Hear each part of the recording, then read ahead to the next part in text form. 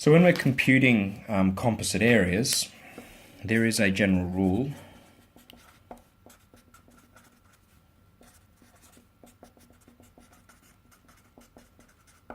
and you will notice that with the previous examples that we looked at, we saw a system of functions, one of which was on top of the other in a certain domain, and one of them was on the bottom.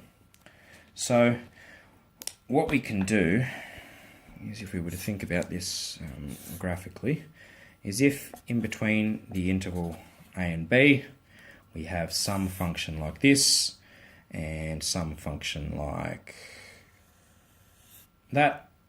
Okay, let's call the top one g of x and I'll call the bottom one f of x. If I were to want to compute the area between those two on the interval a to b, so that's this orange section, what I'm going to want to do is find the integral of the top function, all right, which, do my best here, it kind of looks like that. That's the x-axis. And the bottom function, it kind of looks like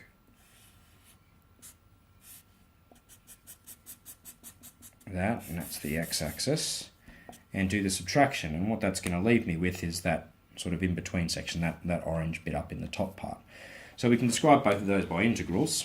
This guy is the integral from a to b of g of x with respect to x, and the blue one is the integral, again, from a to b of f of x with respect to x.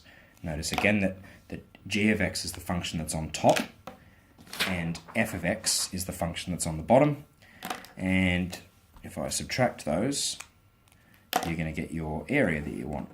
And again, remember from the previous example that we saw that when we have two integrals that have the same lower and upper limits, we can combine them as one and of course preserve this operation. So the area between the two curves is given by the integral from a to b of g of x minus f of x with respect to x.